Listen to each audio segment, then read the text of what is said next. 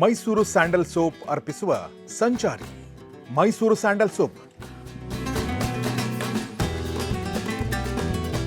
ಭಾರತದ ಹೆಮ್ಮೆ, ವಿಶ್ವದ ಆಯ್ಕೆ. ಅಂದಿನ ಕಾಲದ ನಾಗರಿಕತೆಗೆ ಪೂರಕವಾಗಿ ಇಂಡಸ್ಟ್ರಿಯಲೈಸೇಷನ್ ಅಂತ ಅವತ್ತಿನದಕ್ಕೆ ಏನಿತ್ತು ಅದಕ್ಕೆ ಪೂರಕವಾದ ಎಲ್ಲ ವಾತಾವರಣ ಈ ಹಳ್ಳಿಯಲ್ಲಿ ಇತ್ತು ಅನ್ನೋದನ್ನು ಅವರು ಶೋ ಮಾಡ್ತಿದ್ದಾರೆ. ದ್ರಾವಿಡ ಅಸ್ಮಿತೆಯ ಕಾರಣದಿಂದಾಗಿ ಅವ್ರಿಗೆ ಚೋಳರ ಕಾಲದ ದೇವಸ್ಥಾನಗಳನ್ನ ಕೂಡ ಓನ್ ಮಾಡ್ಕೊಳ್ಳೋಕ್ಕೆ, ಅಂದರೆ ನಮ್ಮದು ಅಂತ ಹೆಮ್ಮೆಯನ್ನು ಹೇಳ್ಕೊಳ್ಳೋಕೆ ಕೂಡ ಹಿಂಜರಿಕೆ. ಚೋಳರ ಹಿಂದಿನ ಸಂಸ್ಕೃತಿ ಅಥವಾ ಅವ್ರ ಆರ್ಕಿಟೆಕ್ಚರಲ್ಲಿ ರಿಲಿಜಿಯಸ್ ಆ್ಯಂಗಲ್ ಇರ್ಬೋದು, ಬೇರೆ ಆ್ಯಂಗಲ್ಗಳನ್ನು ಅದನ್ನು ಮುಟ್ಟೋಕ್ಕೆ ಹೋಗಲ್ಲ. ನಮ್ಮ ಟೂರಲ್ಲಿ ಮೇನಾಗಿ ಹೊಟ್ಟೆಯನ್ನು ಸರಿ ನೋಡ್ಕೊಂಡಿಲ್ಲ ಅಂತಂದರೆ ಮುಗೀತು. ಕರೆಕ್ಟ್. ನನಗೆ ಅಲ್ಲಿ ಹೋಟೆಲಿಗೆ ಸಂಬಂಧಪಟ್ಟಾಗ ಒಂದು ತುಂಬ ಖುಷಿ ಕೊಟ್ಟಿದ್ದೇನು ಅಂದರೆ, ಅಲ್ಲಿಯ ಹೋಟೆಲ್ಗಳಲ್ಲಿ ಬಹುತೇಕ ಹೋಟೆಲ್ಗಳಲ್ಲಿ ಲೇಡೀಸ್ ಸಪ್ಲೈಯರ್ಸ್ ಇದ್ದಿತ್ತು. ಇಲ್ಲ 40-45 50 ಏಜಸ್ ಇನ್ನು ಹೌಸ್ ವೈಫ್ಸ್ ಅಂತ ಅಂದ್ರೆ ನಾವೇ ಅವರಲ್ಲಿ ಸಪ್ಲೈಯರ್ ಇದ್ದಿತ್ತು. ಕರೆಕ್ಟ್. ಅದರಿಂದ ಅಲ್ಲಿ ಎಕಾನಮಿ ಅವರ ಆಲೋಚನೆಗಳು ಹೇಗಿರ್ಬೋದು ಅಂದರೆ, ಈ ಹಂತದಲ್ಲಿ ಮತ್ತೊಂದು ನಾವು ಹೇಳೋದಲ್ಲ, ಈಗ ನಮಗೆ ಹಳಬರನ್ನು ಕೊಟ್ಟಿದ್ದನ್ನು ನಮಗೆ ಮೇಂಟೈನ್ ಮಾಡ್ಕೊಂಡು ಹೋಗೋಕ್ಕಾಗಲ್ಲ. ಅದು ನೋಡಿದಾಗ ಅನಿಸುತ್ತೆ ಅದು ಏಷ್ಯನ್ ಪೇಂಟ್ ಅವರಿಗೂ ಮತ್ತೆ ಯಾರಿಗೂ ಗುತ್ತಿಗೆ ಕೊಟ್ಟು ಬಣ್ಣ ಬಡಿಸ್ಬಿಟ್ಟಿದ್ದಾರೆ.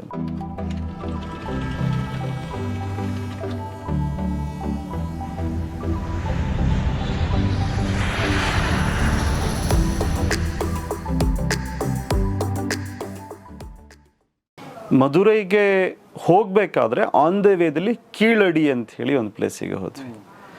ನೀವು ಈಗೊಂದು ವಾರದ ಹಿಂದೆ ತಮಿಳುನಾಡಿನ ಚೀಫ್ ಮಿನಿಸ್ಟರ್ ಒಂದು ಹೇಳಿದ ಐರನ್ ಏಜ್ ಬಗ್ಗೆ ಹೇಳಿದ್ದು ಕೇಳಿರ್ಬೋದು. 5300 ವರ್ಷಗಳ ಹಿಂದೆನೇ ತಮಿಳುನಾಡಲ್ಲಿ ಐರನ್ ಏಜ್ ಶುರುವಾಗಿತ್ತು ಅನ್ನೋದು. ಅದಕ್ಕೆ ಪೂರಕವಾಗಿ ಕೀಳಡಿ ಅನ್ನುವಂಥ ಒಂದು ಗ್ರಾಮ, ಅಲ್ಲಿ ASI ದವ್ರು ಮೊದಲು ಎಕ್ಸ್ಪ್ಲೋರೇಷನ್ ಶುರು ಮಾಡಿದ್ರು. ಈಗ ಇವರು ತಮಿಳುನಾಡು ಗೌರ್ಮೆಂಟೇ ಮಾಡ್ತಾ ಇದೆ. ಅವರ ಹೇಳ್ಕೊಳ್ಳೋದು ಏನು ಅಂದರೆ, 2600 ವರ್ಷಗಳ ಹಿಂದೆ ಇಲ್ಲಿ ನಾಗರಿಕತೆ ಇತ್ತು. ಸೊ ಇಲ್ಲಿ ಐರನ್ ಏಜು ಇದೆಲ್ಲವೂ ಕೂಡ ಇಲ್ಲಿ ಆರಂಭ ಆಗಿತ್ತು.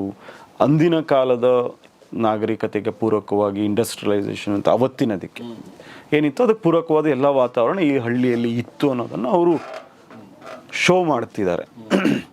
ಅದರ ಹಿಂದೆ ಸಾಕಷ್ಟು ರಾಜಕೀಯದ ಹೇಳಿಕೆಗಳು, ರಿಸರ್ಚಿಗೆ ಸಂಬಂಧಪಟ್ಟ ವೈರುಧ್ಯಗಳು ಏನೋ ಇದೆ.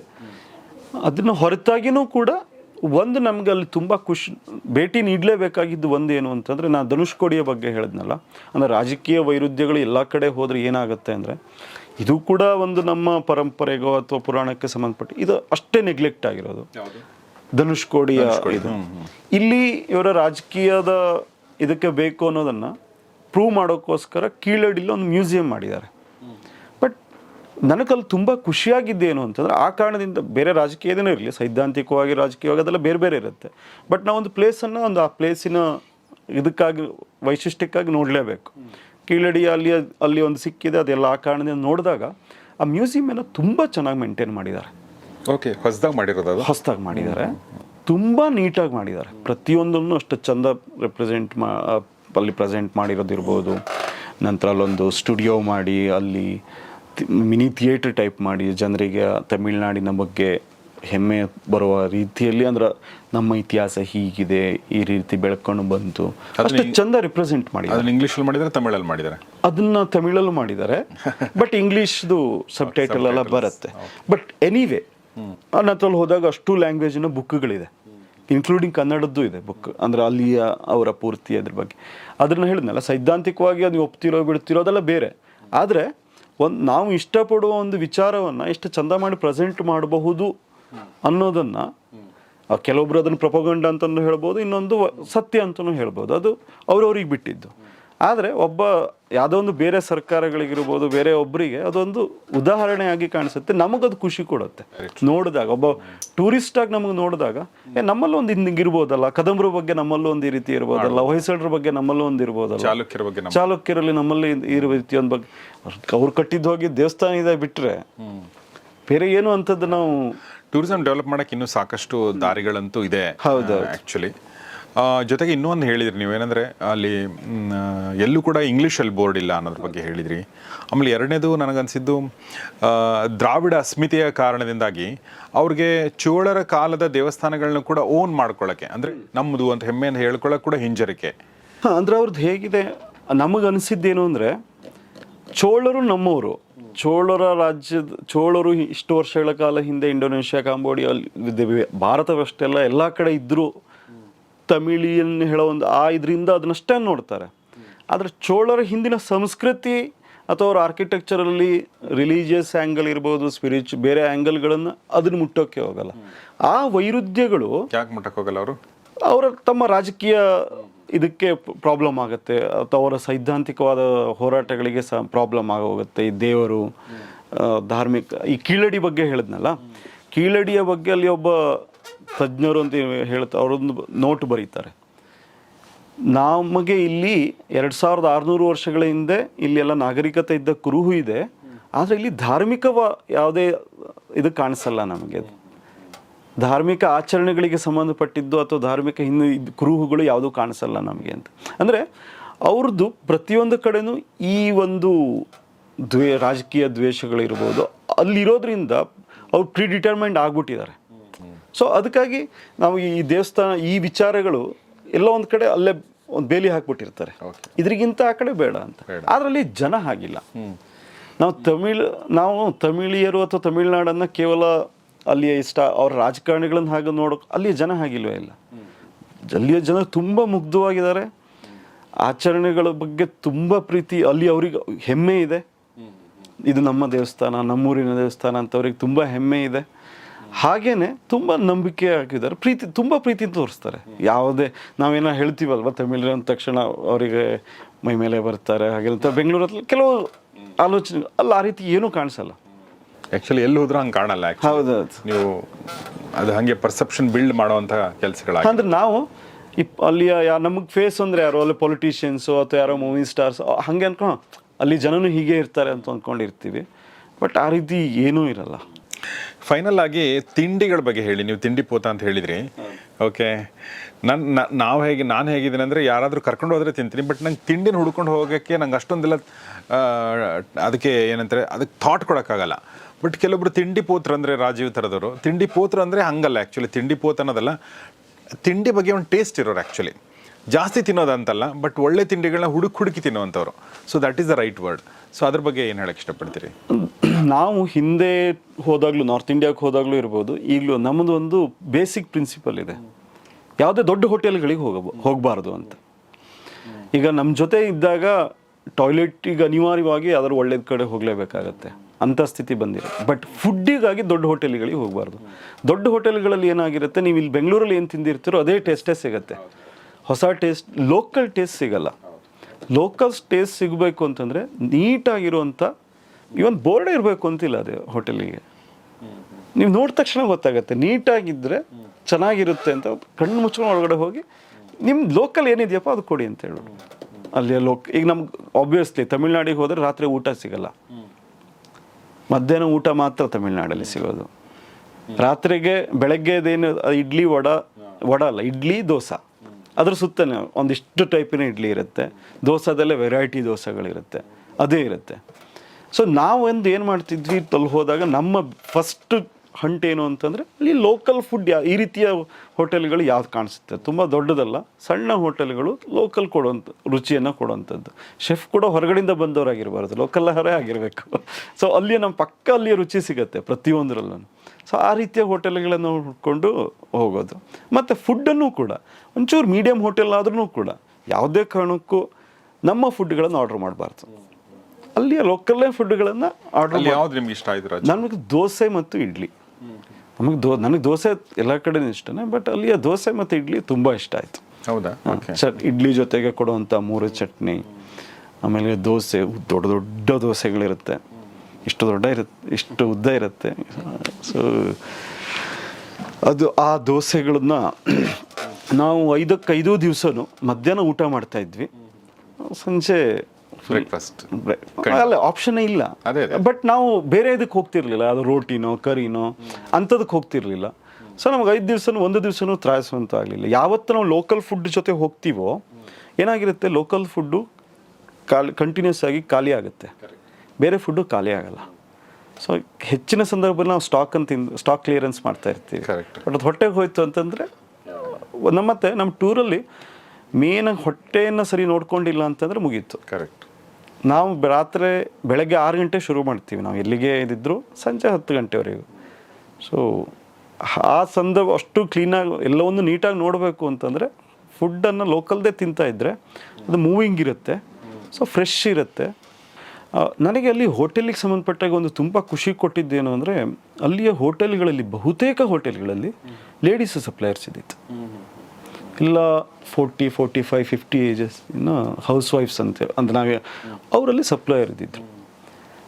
ಅದರಿಂದ ಅಲ್ಲಿ ಎಕಾನಮಿ ಅವರ ಆಲೋಚನೆಗಳು ಹೇಗಿರ್ಬೋದು ಅಂದರೆ, ಲೇಡೀಸಲ್ಲಿ ಕೆಲಸಕ್ಕೆ ಬರ್ತಿದ್ದಾರೆ ಅಂತಂದರೆ ಅಲ್ಲಿಯ ಗಂಡಸರು ಮೇ ಬಿ ಕೆಲಸದಲ್ಲಿ ಇದ್ದಿರ್ಬೋದು ಅಥವಾ ಕೆಲಸಕ್ಕೆ ಬೇರೆ ಕೆಲಸಗಳು ಇರ್ಬೋದು ಅಂತ. ಸೊ ಅವರಲ್ಲಿ ನಮಗೆ ತುಂಬ ಕೆಲವು ಗಮನಿಸಿದ್ದು ತುಂಬ ಪೊಲೈಟ್ ಆಗಿದ್ರು. ನಮಗೆ ಭಾಷೆ ಬರಲ್ಲ, ಅವರಿಗೆ ತಮಿಳ್ ಬಿಟ್ಟು ಬೇರೆ ಬರಲ್ಲ. ಕೆಲವು ಹೋಟೆಲ್ಗಳಲ್ಲಿ ಅವರೇ ನಮಗೆ ಭಾಷೆನ ಹೇಳ್ಕೊಟ್ರು. ತುಂಬ ಊಟ ಚೆನ್ನಾಗಿದೆ ಅನ್ನೋದಕ್ಕೆ ಏನು ಹೇಳಬೇಕು, ನಲ್ಲ ಇರೋಕ್ಕೆ ಅವರೇ ಹೇಳ್ಕೊಟ್ರು, ಸಾಪಾಟ್ನೆಲ್ಲ ಇರೋಕ್ಕೆ ಅದು ಅವರೇ ಹೇಳ್ಕೊಟ್ರು ನಮಗೆ. ಸೊ ತುಂಬ ಹೋಟೆಲ್ಗಳಲ್ಲಿ ನಾವು ಇದನ್ನು ಗಮನಿಸಿದ್ವಿ. ಈಗ ನಾವು ಹೋಟೆಲ್ ಉದ್ಯಮವನ್ನು ಇಲ್ಲಿಂದನೇ ಶುರುವಾಯಿತು ಅಂತ ಹೇಳ್ತೀವಿ, ಬಟ್ ನಮ್ಮಲ್ಲಿ ಇಲ್ಲಿಯ ಹೋಟೆಲ್ಗಳಲ್ಲಿ ಲೇಡೀಸ್ನ ವರ್ಕ್ ಇದು ಕಾಣಿಸ್ತಾ ಇಲ್ಲ. ಅವ್ರು ಇರೋದ್ರಿಂದ ಏನಾಗುತ್ತೆ, ಅಲ್ಲಿಯ ಲೋಕಲ್ ಎಕಾನಮಿ ಬೆಳೆಯುತ್ತೆ. ನಾವು ಇವತ್ತು ನಮ್ಮಲ್ಲಿಗೆ ಎಲ್ಲೆಲ್ಲಿಂದನೋ ಕರ್ಕೊಂಬರ್ತಾ ಇದ್ದಾರೆ ಸಪ್ಲೈಯರ್ಸನ್ನು. ಇವನ್ ಇದು ಬೆಂಗಳೂರಿಗೆ ಮಾತ್ರ ಸೀಮಿತವಾಗಿಲ್ಲ, ಯಾವುದಾದ್ರು ನಾವು ಬೇರೆ ಮಂಗಳೂರು ಉಡುಪಿಗೆ ಹೋದ್ರೂ ಬೇರೆ ರಾಜ್ಯಗಳಿಂದ ಸಪ್ಲೈಯರ್ಸ್ಗಳಿದ್ದಾರೆ ಅಲ್ಲಿ. ಬಟ್ ಅಲ್ಲೂ ನೋಡಿದಾಗ ನಾವು ಹಂಗೆ ಕಾಣಿಸ್ತಾ ಎಲ್ಲ ಲೋಕಲ್ಸ್ ಇದ್ದಾರೆ. ಅದು ಮಹಿಳೆಯರಿದ್ದು ತುಂಬ ಹೋಟೆಲ್, ದೊಡ್ಡ ದೊಡ್ಡ ಹೋಟೆಲ್ಗಳಲ್ಲೂ ಮಹಿಳೆಯರಿದ್ದು, ತುಂಬ ಸಣ್ಣ ಹೋಟೆಲ್ಗಳಲ್ಲೂ ಮಹಿಳೆಯರೇ ಇದ್ದರು ಸಪ್ಲೈಯರ್ಸ್. ಮತ್ತು ಒಂದು ಹೋಟೆಲಲ್ಲಿ ನಮಗೆ ತುಂಬ ಖುಷಿ ಕೊಡ್ತು. ಮಧುರೈದಲ್ಲಿ ಊಟಕ್ಕೆ ಮಧ್ಯಾಹ್ನ ಊಟಕ್ಕೆ ಕೂತಿದ್ವಿ. ಅವನು ಕೊನೆಗೆ ಎಲ್ಲ ಮುಗೀತು, ಊಟ ಆಯಿತು, ಇನ್ನೇನಾದ್ರು ಬೇಕಾ ಕೇಳಿದ್ರೆ ಏನಿಲ್ಲ ಅಂತ ಸಾಕು ಅಂತಂದ್ವಿ. ಸಾಮಾನ್ಯವಾಗಿ ಹೋಟೆಲ್ಗಳಲ್ಲಿ ಸಾಕು ಅಂದ ತಕ್ಷಣ ಬಿಲ್ಲನ್ನು ತಂದಿಡ್ತಾರೆ. ಅವರು ನಮ್ಮದು ಊಟ ಪೂರ್ತಿ ಮುಗಿದು 4 ಜನದ್ದು ಊಟ ಪೂರ್ತಿ ಮುಗಿದು ನಾವು ಕೈ ತೊಳೆಯಲ್ಲಿ ಹೋಗಲವರೆಗೂ ಬಿಲ್ಲನ್ನು ತಂದುಕೊಡ್ಲಿಲ್ಲ. ಅಂದರೆ ನಾವು ಬಿಲ್ಲನ್ನು ತಂದುಕೊಟ್ವಿ ಅಂತಂದರೆ ಆಯ್ತು ಎದ್ದೋಗೇನೋ ಟೈಪ್ ಮೆಸೇಜ್ ಬರುತ್ತೆ ಅಂತ ಕೊನೆಯವರೆಗೂ ಬಿಲ್ಲನ್ನ ತಂದುಕೊಟ್ಟಿಲ್ಲ. ಅದು ಬಟ್ ಇದೆಲ್ಲ ಸಣ್ಣ ಸಣ್ಣ ವಿಚಾರಗಳು. ಆದರೆ ಆ ಹೋಟೆಲ್ ಬಗ್ಗೆ ನಮಗೊಂದು ಬೇರೆ ಒಂದು ಪಾಸಿಟಿವ್ ಇದು ಹೋಗುತ್ತೆ. ನೆಕ್ಸ್ಟ್ ಹೋದಾಗ ಇದಕ್ಕೆ ಹೋಗಲೇಬೇಕು ಅಂತ. ಸ್ವಲ್ಪ ಬಿಸ್ನೆಸ್ ಟ್ಯಾಕ್ಟಿಕ್ಸು ಇರ್ಬೋದು, ಬಟ್ ಅದು ಇಂಪ್ರೆಸಿವ್ ಆಗುತ್ತೆ. ಸೊ ಇದು ಹೋಟ್ಲ್ಗಳ ಬಗ್ಗೆ. ಆದರೆ ನಿಮ್ಮ ಪ್ರಯಾಣದ ಕೊನೆಯ ಘಟ್ಟ ಮಧುರೈ. ಸೊ ಅದ್ರ ಬಗ್ಗೆ ನಮಗೆ ಮಧುರೈಗೆ ನನ್ನ ತಂಗಿ ನನ್ನ ಜೊತೆಗೆ ಬಂದವಳು ಹಿಂದೆ ಅವಳು ಸ್ಟಡಿ ಟೂರಲ್ಲಿ ಮಧುರೈಗೆ ಹೋಗಿದ್ಲು. ನಾನು ಕೂಡ ಸ್ಟಡಿಗೋಸ್ಕರನೇ ಮಧುರೈ ಹೋಗಿದ್ದೀನಿ. 7 ದಿನ ಇದ್ದೆ ನಾನು ಅಲ್ಲಿ. ನಾನು ETV ಕನ್ನಡದಲ್ಲಿದ್ದಾಗ ಒಂದು ಡಿಪ್ಲೊಮಾ ಕೋರ್ಸ್ ಮಾಡಿದೆ. ಅದು ಮಧುರೈನಲ್ಲಿ ಏನೋ ಒಂದು 7 ದಿನ ಅಲ್ಲಿ ಇರಬೇಕಾಯ್ತು. ಅಲ್ಲಿನ ಎಕ್ಸಾಮಿನೇಷನ್ ಇತ್ತು, ಎಕ್ಸಾಮ್ಗೋಸ್ಕರ ಹೋಗಿದ್ದೆ ಅನಿಸ್ತದೆ. ಕ್ಲಾಸ್ ಕೂಡ ಏನೋ ನಂಗೆ ಸರಿ ನೆನಪು ಇಲ್ಲ, ಬಟ್ ಅಲ್ಲಿ ದೇವಸ್ಥಾನಗಳನ್ನ ನೋಡಿದ್ದು ನೆನಪಿದೆ. ಆಮೇಲೆ ಎಲ್ಲಕ್ಕಿಂತ ಮುಖ್ಯವಾಗಿ ಅಲ್ಲಿ ತಿಂಡಿ ತಿಂದದ್ದು ನೆನಪಿದೆ. ಅಲ್ಲಿ ನಂಗೆ ಭಾಳ ಇಷ್ಟ ಆಯಿತು ಅವ್ರ ತಿಂಡಿ. ನನಗೆ ಈಗಲೂ ಅದು ಫೇಂಟಾಗಿ ನೆನಪಿದೆ, but it was very very tasty. And ಅಂದರೆ ಅವ್ರು ಬಡಿಸೋ ವಿಧಾನ, ಅದರ ಟೋಟಲ್ ಟೆಕ್ಸ್ಚರ್ ಎಲ್ಲ ಬೇರೆ ಇರ್ತಿತ್ತು. So that was good. ಮಧುರೈದಲ್ಲಿ ತುಂಬ ನಾವು ನೋಡಬೇಕಾಗಿರೋದ್ರಲ್ಲಿ ಪ್ರಮುಖವಾಗಿರುವಂಥದ್ದು ಮಧುರೈ ಅಮ್ಮನ ದೇವಸ್ಥಾನ. ಅಲ್ಲಿ ಒಳಗಡೆ ಹೋಗೋಗಿಂತ ಮುಂಚೆ ನನಗೆ ತುಂಬ ವಿಚಾರವನ್ನು ಹೇಳಿತ್ತು. ಅಲ್ದು ನೀನು ಇಲ್ಲಿವರೆಗೆ ನೋಡಿದ್ದೇನೂ ಅಲ್ಲ, ನನಗೆ ತಂಜಾವೂರು ನೋಡೇ ನಾನು ಕಳೆದು ಹೋಗಿದ್ದೆ, ತಂಜಾವೂರು ಏನೂ ಅಲ್ಲ ತುಂಬ ಹೇಳಿದ್ದು.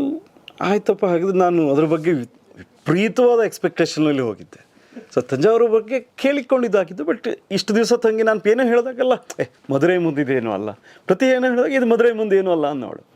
ಸೊ ಅಲ್ಲಿ ಹೋದಾಗ ಆಯಿತು ಅಂತೇಳಿ ಅಲ್ಲಿ ಒಂದು ಮೊಬೈಲ್, ಅಲ್ಲಿ ಏನು ಅಂತಂದರೆ ಉಳಿದಿದ್ದ ಎಲ್ಲ ದೇವಸ್ಥಾನಗಳಲ್ಲಿ ಮೊಬೈಲ್ ಎಂಟ್ರಿ ಇದೆ. ಕೆಲವು ಕಡೆ ಫೋಟೋಗ್ರಫಿ ಪ್ರೊಹಿಬಿಟೆಡ್ ಇದೆ, ಬಟ್ ಮೊಬೈಲ್ ತೊಗೊಂಡು ಹೋಗ್ಬೋದು. ಬಟ್ ಇಲ್ಲಿ ಡಿಜಿಟಲ್ ಏನೂ ತೊಗೊಳಂಗೆ, ಇವನ್ ಸ್ಮಾರ್ಟ್ ವಾಚ್ ಕೂಡ ತೊಗೊಂಡು ಬಿಡಲ್ಲ ಮಧುರೈದಲ್ಲಿ. ಸ್ಟ್ರಿಕ್ಟ್ ಚೆಕ್ಕಿಂಗ್ ಆಗುತ್ತೆ, ಎಲ್ಲ ಆಗುತ್ತೆ. ಸೊ ನಾವು ಒಳಗಡೆ ಹೋದ್ವಿ, ತುಂಬ ದೊಡ್ಡ ಕ್ಯೂ ಇತ್ತು. 1.5 ತಾಸು ಹೋಗಬೇಕಿದ್ರೆ, ಅಂದರೆ ನಾವು ಇವತ್ತು ಹೇಗಿದ್ದೀವಿ, ಹಿಂದವ್ರು ಹೇಗಿದ್ದರು ಅಂತ. ಅಲ್ಲೂ ಕೆಲವು ನಮ್ಮ ಸೌತ್ ಇಂಡಿಯನ್ ದೇವಸ್ಥಾನಗಳಲ್ಲಿ ಅತಿಯಾಗಿ ದಾಳಿಗೆ ಒಳಗಾದಂಥ ದೇವಸ್ಥಾನಗಳಲ್ಲಿ ಅದು ಒಂದು ಮಧುರೈ. ಅಂದರೆ ಒಂದು ಕಾಲದಲ್ಲಿ ಅದು ತುಂಬ ಶ್ರೀಮಂತವಾಗಿರೋ ದೇವಸ್ಥಾನ, ಅಷ್ಟು ಹಿಂದೆ ವೈಭವ ಇತ್ತು ಅಂತ ಹೇಳಿ ಕಾಳಿ ತುಂಬ ರಾಜರುಗಳು ಸೌತ್ ಇಂಡಿಯಾದಲ್ಲಿ ಎಲ್ಲೆಲ್ಲಿ ದಾಳಿ ಮಾಡಿದ್ರು. ಯಾವಾಗ ಮಧುರೈ ಮೇಲೆ ದಾಳಿ ಮಾಡಿದ್ದಾರೆ, ಮೊಘಲರಿಂದ ಹಿಡಿದು ತುಂಬ ಜನ. ಸೊ ಅದರಿಂದ ಏನಾಗಿದೆ, ತುಂಬ ಕಡೆ ಡೆಸ್ಟ್ರಾಯ್ ಆಗಿದೆ ಅದು. ಹಾಗೆ ಮೇಂಟೆನೆನ್ಸು ಕೂಡ ಇಲ್ಲದೆ ಕೆಲವು ಕಡೆ ಡೆಸ್ಟ್ರಾಯ್ ಆಗಿದೆ. ಇತ್ತೀಚೆಗೆ ಲಾಸ್ಟ್ 10, 15, 20, 30 ವರ್ಷಗಳಲ್ಲಿ ಕೆಲವು ಕಡೆ ಕಂಬಗಳನ್ನು ಮತ್ತೆ ಪುನರ್ಸ್ಥಾಪಿತ ಮಾಡಿದ್ದಾರೆ. ಈಗೂ ನಡೀತಾ ಇದೆ ಕನ್ಸ್ಟ್ರಕ್ಷನ್ಸ್. ಸೊ ನಾವು ಹೇಗೂ ಒಂದು ಕಾಲು ತಾಸು ಅಲ್ಲೇ ನಡ್ಕೊಂಡು ಹೋಗ್ಬೇಕಿತ್ತಲ್ಲ, ಆವಾಗ ನಮಗೇನು ಬೇರೆ ಇದ್ರ ಬಗ್ಗೆ ಹಿಂಗೆ ಮೊಬೈಲು ಇದ್ರಾಗ ಏನೋ ರಿಸರ್ಚ್ ನೋಡ್ಕೊಂಡು ಹೋಗೋಣ ಅಂತ ಏನೂ ಇರಲಿಲ್ಲ, ಕೇವಲ ಹರಟೆಗಳು ಅಷ್ಟೇ ಆಗಿತ್ತು. ಆವಾಗ ಆ ಕಂಬಗಳನ್ನೆಲ್ಲ ನೋಡ್ಕೋತಾ ಹೋಗ್ತಾ ಇದ್ವಿ. ಈಗಿನ ನಮ್ಮ ಹತ್ರ ಇವತ್ತು ಎಲ್ಲವೂ ಇದೆ, ಎಲ್ಲ ಟೆಕ್ನಾಲಜೀಸ್ ಇದೆ, ಕಂಪ್ಯೂಟ್ರಲ್ಲಿ ಏನು ಬೇಕಾದರೂ ಮಾಡ್ಬೋದು ಅಂತ ನಾವು ಹೇಳ್ತೀವಿ. AI ಅವ್ರಿಗೆ ಬಂದು ಎಲ್ಲವನ್ನೂ AI ಗೆ ತೊಗೊಂಡೋಗ್ತೀವಿ ಅಂತ ಮಾತಾಡ್ತೀವಿ. ಆದರೆ ಇವತ್ತಿನ ಅವ್ರ ಆರ್ಕಿಟೆಕ್ಚರ್ ಇವೆಲ್ಲ ಕೆತ್ತಿದಾರಲ್ಲ ಕಂಬಗಳನ್ನು ನೋಡಿದಾಗ ಅಸಹ್ಯ ಆಗೋಗುತ್ತೆ, ಅಷ್ಟು ಕೆಟ್ಟದಾಗಿ ಕೆತ್ತಿದ್ದಾರೆ. ಒಂದು ನಂದಿಯನ್ನು, ಅಲ್ಲೊಂದು ಕಂಬದಲ್ಲಿ ನಂದಿಯನ್ನು ಕೆತ್ತಿದ್ರು, ಅದು ನಂದಿ ಅಂತ ಅವ್ನು ಬರೆದವ್ನು ಕೆಳಗಡೆ ಬರೆದ್ರು ಒಳ್ಳೇದು ನಂದಿ ಅಂತ. ಎಲ್ಲಿ ನೀವು ಹೇಳ್ತಿರೋದು? ಮಧುರೈದಲ್ಲಿ. ಚೆನ್ನಾಗಿಲ್ಲ ಆರ್ಕಿಟೆಕ್ಚರ್. ಈಗಿನವ್ರು ಮಾಡಿದ್ದು ಹಳೇದ್ರ ಬಗ್ಗೆ ಕಂಪ್ಲೇಂಟೇ ಇಲ್ಲ. ಈಗಿನವ್ರು ಯಾಕೆ ಮಾಡಿದ್ದಾರೆ ಮತ್ತೆ? ಅದು ಅಂದ್ರೆ ಕೆಲವು ಕಡೆ ಎಲ್ಲ ಡೆಸ್ಟ್ರಾಯ್ ಆಗಿದೆ, ಕಂಬಗಳು ಬಿದ್ದು ಹೋಗಿದೆ, ಅಲ್ಲಿ ಹೊಸದಾಗಿ ಇವರು ಮಾಡಿದ್ದಾರೆ. ಇವ್ರಿಗೆ ಇವತ್ತು ಎಲ್ಲವೂ ಇದೆ, ಆದರೆ ಅದನ್ನು ಅದು ರೆಪ್ಲಿಕಾ ಮಾಡಿದ್ರಾಯ್ತು, ಅದನ್ನೂ ಅಷ್ಟು ಕೆಟ್ಟದಾಗಿ ಮಾಡಿದ್ದಾರೆ. ಅಂದರೆ ಯಾವುದೋ ಆಸ್ಥೆ ಇಲ್ಲದೆ ಇದ್ದಂಥವ್ರು ಮಾಡಿದ್ದಾರೆ ಅಂತ ಗೊತ್ತಾಗತ್ತೆ. ಸೊ ಅದನ್ನು ನೋಡಿ ನನ್ನ ತಂಗಿ ನಾನು ಬೈಕೋತಾ ಹೋಗ್ತಾ ಇದ್ದೆ, ಇದಕ್ಕೆ ನೀನು ನನಗೆ ಮೊದಲು ಹಿಂಗಿದೆ ಅಂತ ಹಿಂಗಿದೆ ಹೇಳ್ತಾ ಇದ್ದೀಯಾ, ಇಷ್ಟು ಕೆಟ್ಟದಾಗಿ ಮಾಡಿದಾರಲ್ಲ, ಇದನ್ನೇ ಮೇಂಟೈನ್ ಮಾಡಿದಾರ ಅಂಥೇಳಿ. ಆಮೇಲೆ ಒಂದು ಹಂತದ ಇದಾದಮೇಲೆ ಒಳಗಡೆ ಎಂಟ್ರಿ ಕೊಡೋಕ್ಕಿಂತ ಮುಂಚೆ ಇದೆಲ್ಲ ಹಿಂದಿಂದೆಲ್ಲ ಚೋಳರ ಆರ್ಕಿಟೆಕ್ಚರ್ ಆದರೆ ಇಲ್ಲಿ ಪಾಂಡ್ಯರ ಆರ್ಕಿಟೆಕ್ಚರ್ ಮೇನ್. ಮಧುರೈದಲ್ಲಿ ಪಾಂಡ್ಯರ ಆರ್ಕಿಟೆಕ್ಚರ್ ಕಾಣ್ಬೋದು ಇಲ್ಲಿ. ಸೊ ನಮಗಿಲ್ಲಿ ಮಹಾಭಾರತದ ತುಂಬ ಇದು ಕಾಣಿಸುತ್ತೆ. ಸೊ ಹೋದ ತಕ್ಷಣವೇ ಅರ್ಜುನ, ಭೀಮ, ಕೃಷ್ಣ ಇವರದ್ದು ಒಂದು ದೊಡ್ಡವಾದ ಮನುಷ್ಯನ ಆಕೃತಿಗಿಂತ ದೊಡ್ಡವಾದ ಮೂರ್ತಿಗಳ ಅದನ್ನು ಕಂಬಗಳ ಮೇಲೆ ಕೆತ್ತಿದ್ದಾರೆ. ಅದು ಕಾಣಿಸ್ತು. ಆವಾಗ ತಂಗಿ ಏನಕ್ಕೆ ಹಿಂಗೆ ಹೇಳ್ತಾ ಇದ್ಲು ಅನ್ನೋದು ಆವಾಗ ನನಗೆ ಕಾಣಿಸ್ತು. ನಾವು ಹಿಂದೆ ನೋಡ್ಕೊಂಬಂದಿದ್ವಲ್ಲ ಅದೆಲ್ಲ ಅಂದರೆ ಏನು ಬೈಕೋತಾ ಬರ್ತಾ ಇದ್ವಲ್ಲ ಈಗಿನವ್ರು ಇಷ್ಟು ಕೆಟ್ಟದಾಗಿ ಮಾಡಿದ್ದಾರೆ ಅಂಥೇಳಿ, ಅದೆಲ್ಲ ಮರ್ತೋಯ್ತು. ಅಷ್ಟು ಚೆನ್ನಾಗಿ ಅದನ್ನು ಆರ್ಕಿಟೆಕ್ಚರನ್ನು ಮಾಡ್ಕೊಂಡು ಹೋಗಿದ್ದಾರೆ. ಎಲ್ಲ ಒಂದು 6-8 ಫೀಟ್ಗಳದ್ದು ಅದಕ್ಕೆ ಕಂಬ ಜೊತೆಗೆ ಅದ್ರ ಮೇಲೆ ಎಲ್ಲ ಆರ್ಕಿಟೆಕ್ಚರ್ ಆಗಿರುವಂಥದ್ದು. ಅದನ್ನು ನಾವಲ್ಲಿ ಸುತ್ತಾಡಿಕೊಂಡು ಒಳಗಡೆ ಮತ್ತೆ ಅಮ್ಮನ ದೇವಸ್ಥಾನಕ್ಕೆ ಹೋಗ್ತೀವಿ. ಈ ಹಂತದಲ್ಲಿ ಮತ್ತೊಂದು ನಾವು ಹೇಳೋದಲ್ಲ, ಈ ನಮಗೆ ಹಳಬರನ್ನು ಕೊಟ್ಟಿದ್ದನ್ನು ನಮಗೆ ಮೇಂಟೈನ್ ಮಾಡ್ಕೊಂಡು ಹೋಗೋಕ್ಕಾಗಲ್ಲ. ಅದು ನೋಡಿದಾಗ ಅನಿಸುತ್ತೆ ಅದು ಏಷ್ಯನ್ ಪೇಂಟ್ ಅವರಿಗೋ ಮತ್ತೆ ಯಾರಿಗೋ ಗುತ್ತಿಗೆ ಕೊಟ್ಟು ಬಣ್ಣ ಬಡಿಸ್ಬಿಟ್ಟಿದ್ದಾರೆ ಅಂತ. ಎಲ್ಲ ಮೇಲುಗಡೆ ಛಾವಣಿ ಏನಿರುತ್ತಲ್ಲ ಇವರಿಗೆ ಮೇಂಟೈನ್ ಮಾಡೋದು ಕಷ್ಟ ಆಗುತ್ತೆ. ಇದನ್ನು ಹೊಡಿಬೇಕು, ಬಲೆ ಹೊಡಿಬೇಕು, ಅದೆಲ್ಲ ಕಷ್ಟ ಆಗುತ್ತೆ, ಧೂಳು ಕೂತ್ಕೊಳ್ಳುತ್ತೆ, ತೊಳೆಯೋಕೆ ಕ್ಲೀನ್ ಕಷ್ಟ ಆಗುತ್ತೆ ಅಂತೇಳಿ ಬಣ್ಣ ಹೊಡೆದ್ಬಿಟ್ಟಿದ್ದಾರೆ ಕೆಟ್ಟದಾಗಿ. ಇಡೀ ಅವರು 500, 600, 1000 ವರ್ಷಗಳಿಂದ ಕಟ್ಟಿದ್ದನ್ನು ಇವರು ಒಂದು ಕ್ಷಣಕ್ಕೆ ಬಣ್ಣ ಹೊಡೆದು ಹಾಳು ಮಾಡಿಬಿಟ್ಟಿದ್ದಾರೆ. ಬಟ್ ಸ್ಟಿಲ್ ಚೆನ್ನಾಗಿ ಕಾಣಿಸುತ್ತೆ, ಮೇಲೆ ನೋಡದೇ ಇದ್ದರೆ, ಕೆಳಗಡೆ ಅಷ್ಟೇ ನೋಡ್ತಾ ಇದ್ದಾಗ ಚೆನ್ನಾಗಿ ಕಾಣಿಸುತ್ತೆ. ಇಲ್ಲಿ ಮಧುರೈ ದೇವಸ್ಥಾನದಲ್ಲಿ ತುಂಬ ನೀವು ಅಮ್ಮನ ದರ್ಶನವನ್ನು ಎಲ್ಲರೂ ಮಾಡ್ತಾರೆ. ಬಟ್ ಅಲ್ಲಿ ತುಂಬ ಜನ ಬಿಡುವಂಥದ್ದು ಇನ್ನೊಂದು, ಅಲ್ಲಿ ಎಕ್ಸಿಟ್ ಹೋಗ್ಬಿಡ್ಬೋದು ಹೊರಗಡೆ ಡೈರೆಕ್ಟ್. ಅಲ್ಲಿ ಸುಂದರೇಶ್ವರ ಅಂತ ಅದೇ ಅಮ್ಮನ ದೇವಸ್ಥಾನದ ಹಿಂಗೆ ಕಾಲ ಇಟ್ಟಿದ ತಕ್ಷಣ ಅಲ್ಲಿ ಸುಂದರೇಶ್ವರ ಇದು ಅಂತ ಬರುತ್ತೆ. ಆ ಆರ್ಕಿಟೆಕ್ಚರನ್ನು ಯಾರಾದರೂ ಮಿಸ್ ಮಾಡಿಕೊಂಡು ಅಂದರೆ ಮಧುರೈಗೆ ಹೋಗಿದ್ದು ವೇಸ್ಟು ಅಂತ. ಅದು ಒಂದು ಮಂಟಪದ ಟೈಪ್ ಇದೆ, ಒಂದು 30 by 30 ಒಳಗಡೆ ಇದ್ದಿರೋವಂಥದ್ದು. ಅವಿಷ್ಟು ಆರ್ಕಿಟೆಕ್ಚರನ್ನ ನೋಡೋಕ್ಕೆ ಒಂದು ತಾಸು ಬೇಕು, ಅದನ್ನು ಡೀಟೇಲಿಂಗನ್ನು ನೋಡೋಕ್ಕೆ. ನಾವೊಂದು 10-12 ಸುತ್ತನ್ನು ಹಾಕಿದ್ದೀವಿ. ಆದರೂ ಪ್ರತಿ ಸುತ್ತ ಹಾಕಿದಾಗ್ಲೂ ಮತ್ತೇನೋ ಹೊಸದು ಕಾಣಿಸೋದು. ಅಷ್ಟು ಡೀಟೇಲಿಂಗ್ ಆಗಿ ಅಷ್ಟು ಮೈನ್ಯೂಟನ್ನು ಇದನ್ನು ಕೂಡ ಆರ್ಕಿಟೆಕ್ಚರನ್ನು ಅಲ್ಲಿ ಮಾಡಿದ್ದಾರೆ ಮಧುರೈದಲ್ಲಿ. ಅದು ಒಂದು ಯಾವುದೇ ಕಾರಣಕ್ಕೂ ಆ ಸುಂದರೇಶ್ವರ ದೇವಸ್ಥಾನದ ಹೊರಗಡೆ ಇರುವಂಥದ್ದು ಮತ್ತು ಸುಂದರೇಶ್ವರ ದೇವಸ್ಥಾನ ಆರ್ಕಿಟೆಕ್ಚರನ್ನು ಮಿಸ್ ಮಾಡ್ಕೋಬಾರ್ದು. ಅದು ಮುಗಿಸ್ಕೊಂಡು ಸುಂದರೇಶ್ವರ ದೇವಸ್ಥಾನದ ಹೊರಗಡೆ ಬಂದರೆ ಲೆಫ್ಟಿಗೆ ಒಂದು ಮಂಟಪ ಇದೆ, ಅದು ನಟರಾಜನ ಒಂದು ಮಂಟಪ ಇದೆ. ಅದು ಅಲ್ಲಿ 1,000 ಕಂಬಗಳ ಒಂದು ಮಂಟಪ. ಅಲ್ಲಿ ಚೈನೀಸಿನ ಒಂದು ಆ ಕಾಲದಲ್ಲೇ ಚೈನೀಸ್ ಒಂದು ಇದರಿಂದ ಹಿಡಿದು ಒಬ್ಬ ತತ್ವಜ್ಞಾನಿಯ ಚಿತ್ರವನ್ನು ಕಲಾಕೃತಿನೂ ಹಿಡಿದು ನಟರಾಜನವರೆಗಿನ ಪ್ರತಿಯೊಬ್ಬರದ್ದು ಇದೆ. ಆ ವ್ಯೂದನ್ನು ಯಾವುದೇ ಕಾರಣಕ್ಕೂ ಇದನ್ನು ಅಲ್ಲಿ ಬಟ್ ನಿಮಗಲ್ಲಿ ಯಾರೂ ಹೇಳಲ್ಲ, ಅಲ್ಲೊಂದು ಇದೆ ಅಂತ ಯಾರೂ ಹೇಳಲ್ಲ. ಅಲ್ಲಿಗೆ ಮಧುರೈಗೆ ಹೋದವರು ಒಂದು ಸುಂದರೇಶ್ವರ ದೇವಸ್ಥಾನದ ಎದುರುಗಡೆ ಇರುವಂಥ ಒಂದು ಆರ್ಕಿಟೆಕ್ಚರು, ಹಾಗೆಯೇ ಅಲ್ಲಿಂದ ಹೋಗಿ ಎಕ್ಸಿಟ್ ಆಗಬೇಕಾದ್ರೆ ಲೆಫ್ಟಲ್ಲಿ ಒಂದಿದೆ, ಅಲ್ಲಿ 1000 ಕಂಬಗಳ ಒಂದು ಮಂಟಪ ಇದೆ, ನಟರಾಜನ ಮಂಟಪ ಇದೆ. ಅದು ಮೊದಲು ಆ ಕಾಲದಲ್ಲಿ ಮೇ ಬಿ ಪರ್ಫಾರ್ಮೆನ್ಸ್ ಇದೆಲ್ಲ ಆಗ್ತಾ ಇರುವಂಥದ್ದು, ಈ ನೃತ್ಯಗಳಲ್ಲಿ ನಡೀತಾ ಇರುವಂಥ ಜಾಗಗಳು. ಅಲ್ಲಿದೆ. ಅಲ್ಲಿಗೆ ಅದನ್ನು ನೋಡೋಕ್ಕೆ ನಮಗೆ ಅವತ್ತು ಆ್ಯಕ್ಚುಲಿ ಲೇಟ್ ಆಗೋಯ್ತು. ನಮಗೆ ನಾವೊಂದು 3/4 ಗಂಟೆಯಲ್ಲಿ ಮುಗಿಸ್ಕೊಂಡ್ಬಂದ್ವಿ. ಅದನ್ನು ನೋಡೋಕ್ಕೆ ಕನಿಷ್ಠ 2 3 ತಾಸು ಬೇಕು ಬರೀ ಅದನ್ನಷ್ಟೇ ನೋಡೋಕ್ಕೆ, 1000 ಕಂಬಗಳ ಇದಕ್ಕೆ. ಅಂದರೆ ಅಲ್ಲಿಗೆ ಮಧುರೈ ದೇವಸ್ಥಾನವನ್ನು ನೋಡೋಕ್ಕೆ ಅರ್ಧ ದಿವಸ ಕನಿಷ್ಠ ಬೇಕಾಗತ್ತೆ ಆರ್ಕಿಟೆಕ್ಚರನ್ನು ನೋಡೋಕ್ಕೆ.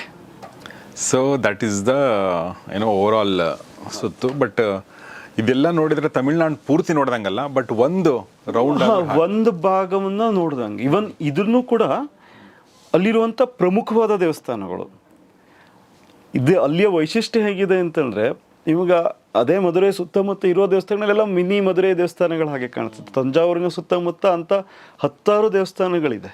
ಪ್ರತಿಯೊಂದರಲ್ಲೂ ಆರ್ಕಿಟೆಕ್ಚರ್ ಇದೇ ರೀತಿ ನೋಡ್ಕೋತಾ ಹೋಗ್ಬೋದು. ಅಂದರೆ ಅಷ್ಟು ಎಕ್ಸ್ಪ್ಲೋರ್ ಮಾಡುವಂಥ ಆಸೆಗಳಿದ್ದಾಗ ಇದು ನಾನು ಹೇಳಿದ್ದು ಪ್ರಮುಖ ದೇವಸ್ಥಾನಗಳ ಒಂದು ಮೇನ್ ಪಾಯಿಂಟ್. ಸೊ ಇಷ್ಟು 5 ದಿವಸಗಳಲ್ಲಿ ಆಗಿದ್ದು. ನಾವು ಅದನ್ನು ಮುಗಿಸ್ಕೊಂಡು ಮೆಟ್ಟೂರು ನೋಡಿಕೊಂಡು ವಾಪಸ್ ಬೆಂಗಳೂರು ಬಂದ್ವಿ. ನಮ್ಮ ಮೆಟ್ಟೂರು ಜಲಾಶಯ ಏನಿದೆ ಕಾವೇರಿದು, ಅದನ್ನು ನೋಡಿಕೊಂಡು ವಾಪಸ್ ಬೆಂಗಳೂರಿಗೆ ಬಂದ್ವಿ. So that's nice Raju. So ಇದು ನೋಡಿದವರು ಯಾರಿಗೇ ಆಗಲಿ ತಮಿಳ್ನಾಡಿಗೆ ಹೋಗ್ಬೇಕಂತ ಅನಿಸುತ್ತೆ. ನಾವು ಆ್ಯಕ್ಚುಲಿ ನಾನು ಕನ್ಯಾಕುಮಾರಿಗೆ ನೋಡಿಲ್ಲ ಈವರೆಗೂ. ಕನ್ಯಾಕುಮಾರಿಗೆ ಹೋಗೋಣ ಅಂತ ಅನ್ಕೋತಾ ಇದ್ವಿ. ದಾರಿಲಿ ಏನು ನೋಡ್ಕೊಂಡು ಹೋಗ್ಬೋದು ಅಂತ ಪ್ಲ್ಯಾನ್ ಮಾಡ್ತಾ ಇದ್ವಿ ಆ್ಯಕ್ಚುಲಿ. ಈಗ ನೀವು ಹೇಳಿದ್ದು ಒಳ್ಳೇದಾಯಿತು, ಒಂದು ಪ್ಲ್ಯಾನ್ ಮಾಡೋಕ್ಕೆ ಯಾವ ಥರ ಹೋಗ್ಬೋದು ಅಂಥೇಳಿ. ಬಟ್ ಒಂದು ಸ್ವಲ್ಪ ಅಂದರೆ ಡ್ರೈವಿಂಗ್ ಮಾತ್ರ ಎಕ್ಸಾಸ್ಟ್ ಆಗುತ್ತೆ. ಅದು ಇಬ್ಬರು ಇದ್ದರೆ ತುಂಬ ಆರಾಮಾಗುತ್ತೆ. ಹಂಚ್ಕೊಂಡು ಡ್ರೈವ್ ಮಾಡ್ಕೋತಾ ಇದ್ದರೆ ಒಬ್ಬರ ಹತ್ರ ಆದರೆ ಈಗ ನಾವೇನು ಕವರ್ ಮಾಡಿದ್ದೀವಲ್ಲ, ಒಬ್ಬರೇ ಡ್ರೈವ್ ಮಾಡೋದಿದ್ರೆ ಇಟ್ಸ್ ಇವನ್ ನಾಟ್ ಸೇಫ್. ಇಬ್ಬರು ಬೇಕೇ ಬೇಕು.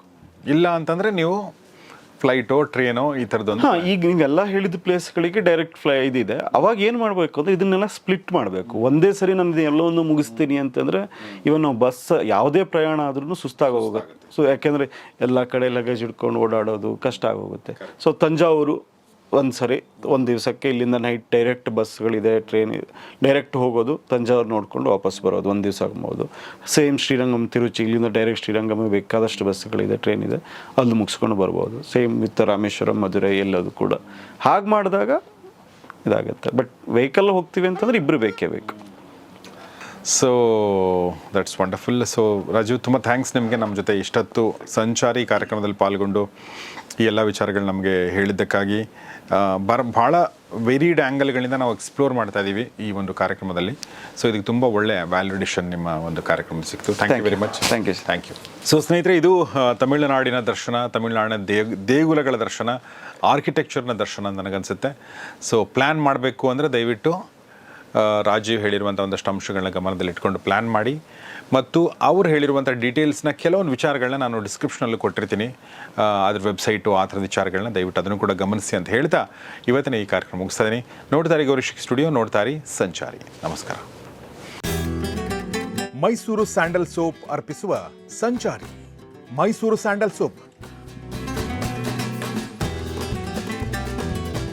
ಭಾರತದ ಹೆಮ್ಮೆ, ವಿಶ್ವದ ಆಯ್ಕೆ.